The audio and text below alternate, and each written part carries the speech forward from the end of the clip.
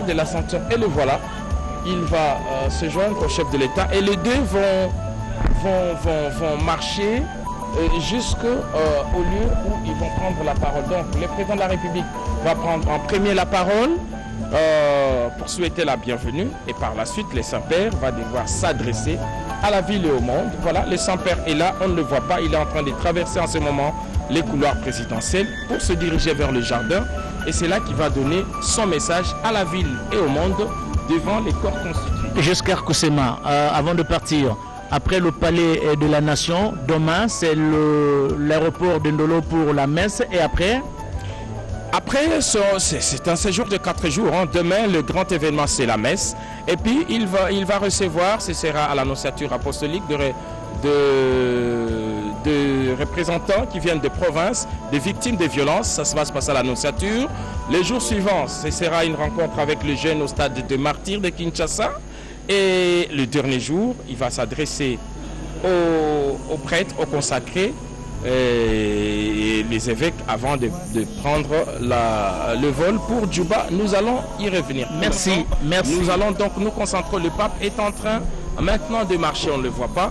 Il va bientôt apparaître devant l'écran et il va prendre place à l'endroit qui lui a été désigné. Merci beaucoup Giscard Koussema pour cet éclairage, très chers téléspectateurs. Pour ceux qui viennent de nous rejoindre, nous sommes bel et bien ici au Palais de la Nation où le président de la République, Félix-Antoine Tshisekedi Tshilombo, a réservé un accueil délirant au pape François qui est arrivé cet après-midi à Kinshasa par l'aéroport international de Ndjili. De l'aéroport, direction Palais de la Nation, décor plantés, les prêtres y sont, les politiques y sont, les officiers de l'armée y sont, les membres du gouvernement également ici représentés, le président du Sénat, le président de l'Assemblée nationale, la RTNC également. Et occasion pour nous de dire grand merci à Sylvie Elengue, madame le directeur général de la RTNC, au professeur Mvoto, le DGA, et à Floribert Luboto, le PCA. Merci pour cet encadrement de votre part. Nous avons besoin de ça parce que la RTNC doit donner une autre image, à l'instar, par exemple, de ces nouvelles adresses, très chers téléspectateurs, si vous voulez nous suivre sur l'arrivée de sa sainteté le pape François et de son excellence, monsieur le président de la République démocratique du Congo, monsieur Félix-Antoine Tshisekedi Tshilombo. Le chef de l'État et Félix-Antoine Tshisekedi Tshilombo et le pape François sont arrivés au niveau du podium érigé pour la circonstance. Le pape qui va prendre part occuper son fauteuil également, le président de la République. Nous vous prions de reprendre vos places. Sous le regard satisfaisant de tous les officiels, tous les invités qui ont fait le déplacement du Palais de la Nation, nous allons suivre le déroulé de la cérémonie avec le protocole d'État. Certainement qu'ici, le pape va s'adresser à tous les chrétiens du monde à partir de Kinshasa, et qui est aujourd'hui devenu le Vatican pour la circonstance. À l'occasion de la visite de Saint-Père en République démocratique du Congo, le programme prévoit en ces lieux, au Palais de la Nation, devant les autorités congolaises, la société civile et le corps diplomatique, le discours du président de la République et celui de l'hôte de marque, le pape François. Sans attendre, nous invitons très respectueusement le président de la République à prendre la parole.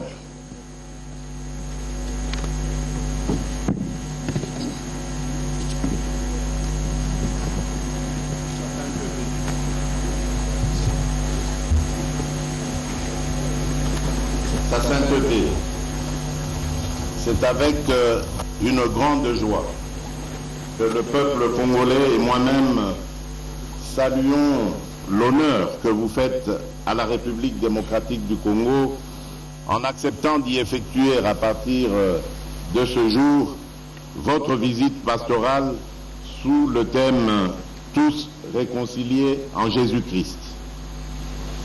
Le peuple congolais vous accueille dans la joie et l'allégresse, comme il l'avait fait pour votre vénérable prédécesseur, le pape Jean-Paul II d'heureuse mémoire, lors de ses 2 visites pastorales en République démocratique du Congo, alors République du Zaïre.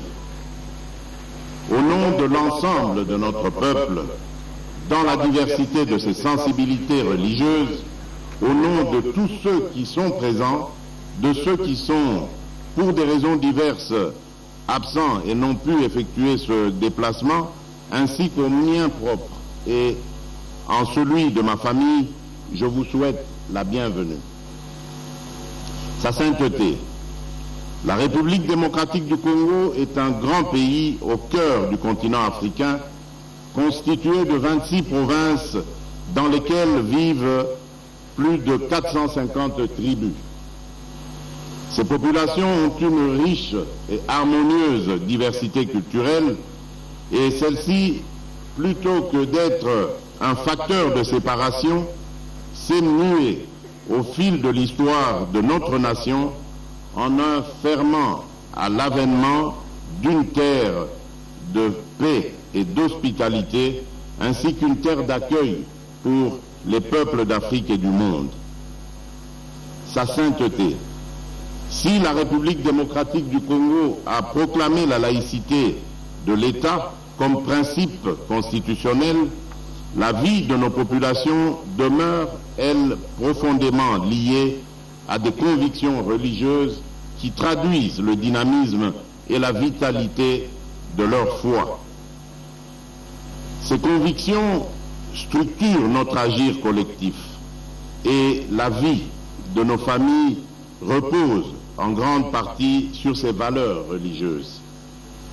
Au nombre de celles-ci figure notamment l'hospitalité qui s'impose comme une valeur cardinale partagée par l'ensemble de nos familles et de notre peuple. Malheureusement, il y a lieu de constater qu'au cours de ces 3 dernières décennies, cette hospitalité qui nous caractérise a été mise à mal par les ennemis de la paix et les groupes terroristes venus essentiellement des pays voisins. Ce malheur qui dure depuis près de 30 ans fait aujourd'hui partie de notre territoire en proie à ces violences et fait de cette zone une zone en rupture de paix où, outre les groupes armés, les puissances étrangères avides de minerais contenus dans notre sous-sol commettent, avec l'appui direct et lâche de notre voisin le Rwanda, de cruelles atrocités, faisant ainsi de la sécurité le premier et grand défi du gouvernement. En effet, à la faveur de l'inaction et du silence de la communauté internationale, plus de 10 millions de personnes ont déjà été atrocement arrachées à la vie. D'innocentes femmes, même enceintes, sont violées et éventrées. Des jeunes gens et enfants sont égorgés. Des familles, des vieillards ainsi que des enfants sont condamnés à braver la fatigue et l'épuisement afin d'errer hors de leur maison à la recherche de la paix en raison des exactions commises par ces terroristes au service d'intérêts étrangers. Nous ne pouvions et nous ne pourrons demeurer cois face à une telle injustice et un tel silence complice de la communauté internationale. À cet égard, sachez que je n'ai pas manqué de désigner le responsable et d'interpeller la communauté internationale lors de ma dernière intervention à la tribune des Nations Unies, ceci au nom de toutes les Congolaises et de tous les Congolais. Soyez rassurés, en outre, sur le fait que la République démocratique du Congo assume et continuera d'assumer ses responsabilités, notamment celles consistant en la défense de l'intégrité de son territoire avec l'aide de son peuple. Car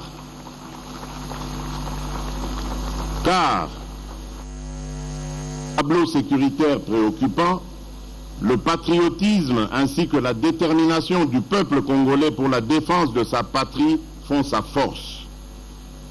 Sachez, Sa Sainteté, que le peuple congolais demeure et demeurera un peuple grand, un peuple uni et fort face à toute menace faite à l'intégrité de son territoire et à la survie de sa nation. À ce propos, je me réjouis de votre volonté de recevoir une délégation de cette population meurtrie de l'Est de notre pays qui, je suis convaincu, vous permettra de vous saisir de cette résilience inouïe qui, aujourd'hui, plus qu'avant, nous définit et nous caractérise comme nation. Aussi, au-delà de la diversité de leurs convictions religieuses, ces populations demeurent sensibles à votre présence sur le sol congolais et l'écho de votre visite pastorale, tout autant que votre prière sur la terre de nos ancêtres leur apporteront réconfort. Je saisis donc cette occasion pour vous remercier de vive voix, au nom de l'ensemble de la population congolaise, pour l'intérêt que vous avez toujours accordé à la situation sécuritaire de notre pays dans vos prières ferventes pour la paix dans sa partie Est. Sa Sainteté, le deuxième défi du gouvernement est d'ordre économique en lien avec les valeurs de partage, d'équité et de responsabilité. Je suis convaincu que ces valeurs incarnées dans notre agir collectif comme citoyens et responsables politiques peuvent servir de base à l'édification d'une société plus juste et plus humaine. En effet, avec son riche potentiel économique, la République démocratique du Congo renferme dans son sous-sol l'essentiel des ressources minérales dont le monde a aujourd'hui besoin pour assurer la transition écologique et la protection de l'environnement. Qualifié de scandale géologique quant à l'ampleur de ses richesses et de son potentiel minier, il demeure qu'à ce jour, ces immenses potentialités ne profitent toujours pas aux Congolais. Notre responsabilité consiste à ne laisser personne au bord du chemin qui mène au développement économique en œuvrant ensemble pour le bien-être collectif dans le but d'éradiquer la pauvreté. Si sur ce chemin les embûches sont nombreuses, elles ne sont pas insurmontables. En témoigne l'engagement du gouvernement d'inclure dans le système éducatif national les plus pauvres et les plus démunis, en rendant effectif le principe pourtant constitutionnel de la gratuité de l'enseignement de base, non appliqué durant de nombreuses années. Le bénéfice de cette décision courageuse et osée est indéniable pour l'avenir de nos enfants et l'édification du Congo de demain. C'est ici l'occasion pour moi de rendre un hommage mérité à l'Église catholique en République démocratique du Congo pour les services rendus dans ce domaine. En effet, les différents gouvernements qui se sont succédés ont toujours entretenu et consolidé le partenariat avec l'Église, et en particulier l'Église catholique, pour assurer en amont l'éducation et la gestion des infrastructures éducatives et hospitalières en vue de satisfaire les besoins sociaux de base, en particulier en matière d'éducation et de santé. Cependant, et afin de pérenniser les efforts engagés, il s'est avéré nécessaire d'adapter les moyens économiques et financiers aux défis de l'évolution démographique et de la densité des populations. C'est dans cette optique que nous encourageons et exigeons des partenariats mutuellement avantageux dans l'exploitation de nos richesses, afin qu'ils concourent à l'accroissement des possibilités d'emploi ainsi qu'à l'amélioration des conditions de vie de nos populations, tout en œuvrant résolument à lutter contre la corruption et la fuite de capitaux, de sorte que ces ressources servent réellement l'intérêt de tous. Sa Sainteté. Le troisième grand défi est celui de la protection de l'environnement. En effet, pour ce qui est de ce défi, le gouvernement de la République et moi-même partageons les valeurs défendues dans votre encyclique Laudato Si, publiée en 2015, sur l'un des principaux défis auxquels l'humanité est confrontée actuellement, à savoir la lutte contre le réchauffement climatique. Tout en me réjouissant de ce que la lutte contre les changements climatiques constitue votre cheval de bataille, la République démocratique du Congo et son gouvernement sont très sensibles à l'urgence et la responsabilité qui incombe à l'humanité dans la construction de l'avenir de la planète et la protection de notre maison commune. À l'intérieur du pays, la protection de l'environnement est une composante de notre responsabilité dans l'ouverture du pays à l'exploitation des ressources et énergies fossiles. C'est ainsi que tous les marchés agréés avec des partenaires désireux d'exploiter nos ressources naturelles ne peuvent être régulièrement conclus sans qu'une étude sérieuse et préalable d'impact environnemental du projet à exécuter soit réalisée.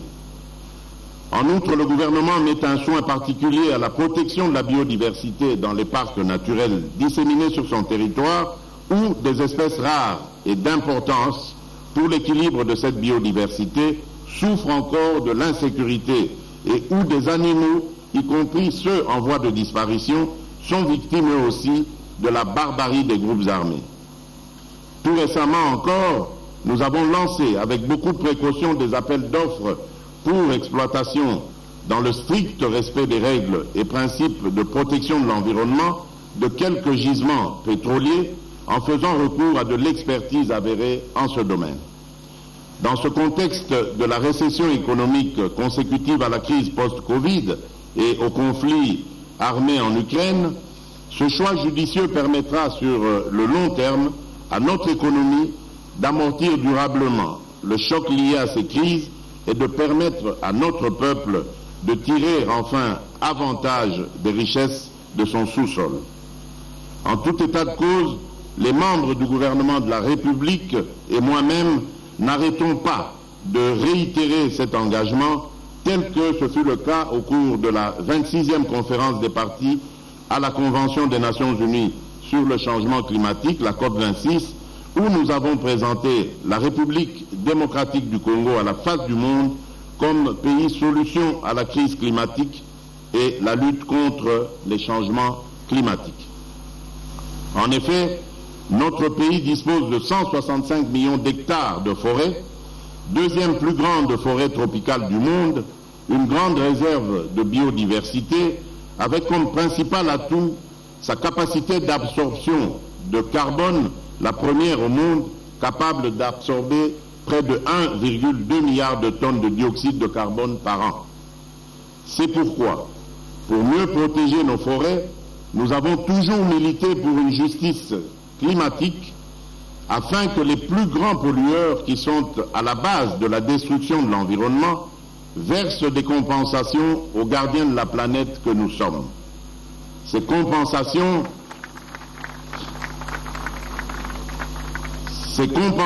pourraient nous permettre de renforcer nos capacités dans la poursuite et la réalisation d'investissements innovants ainsi que dans le développement d'infrastructures dans les énergies renouvelables et la gestion des déchets.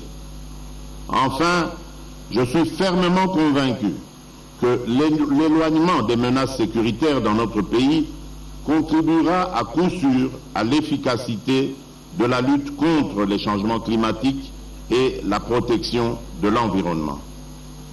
Sa sainteté, tels sont les principaux défis, parmi tant d'autres, de notre pays, qu'avec la détermination de son peuple et l'appui de ce dernier, nous ne manquerons pas de relever.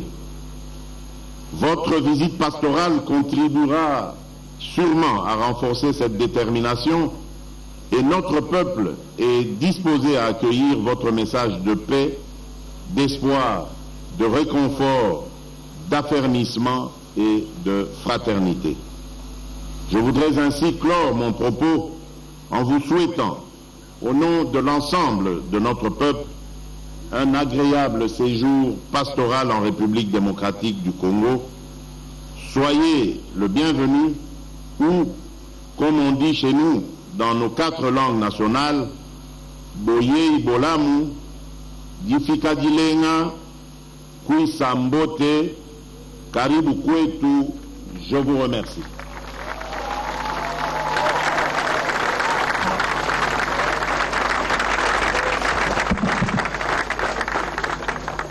Nous invitons Sa Sainteté, le pape François, à prononcer son discours.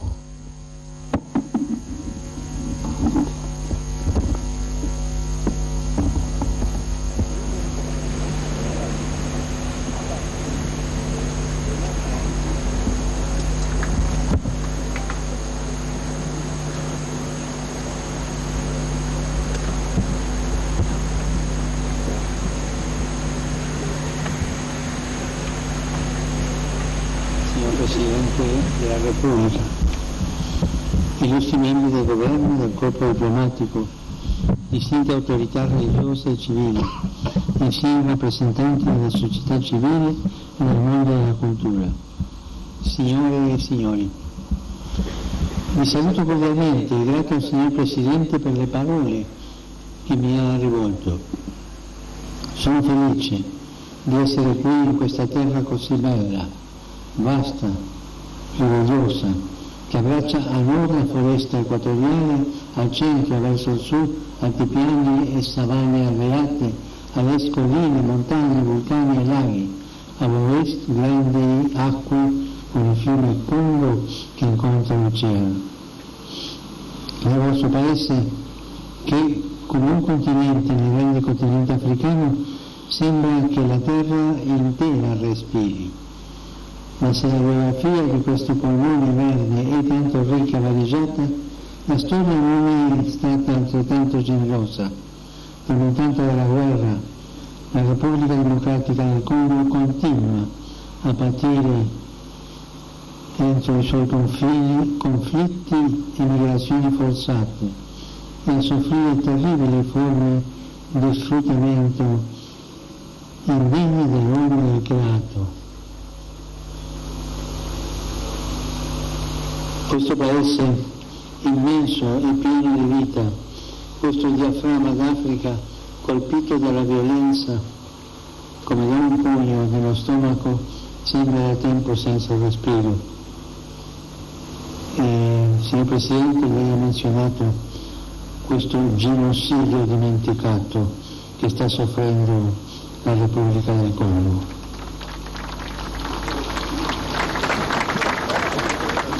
E mentre voi congolesi lottate per custodire la vostra dignità e la vostra integrità territoriale contro deprecabili tentativi di frammentare il paese, io vengo a voi nel nome di Gesù come pellegrino di riconciliazione e di pace.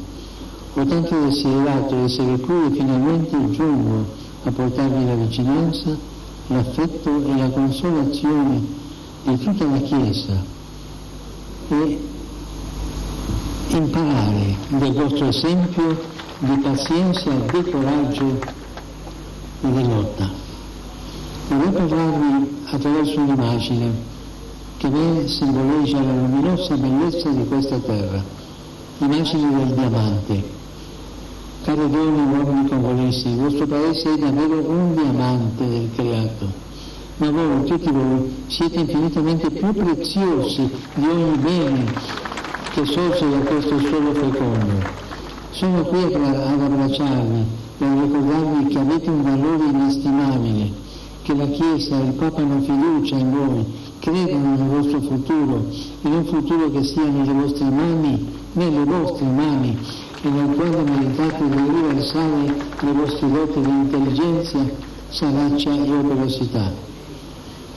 Coraggio, fratelli.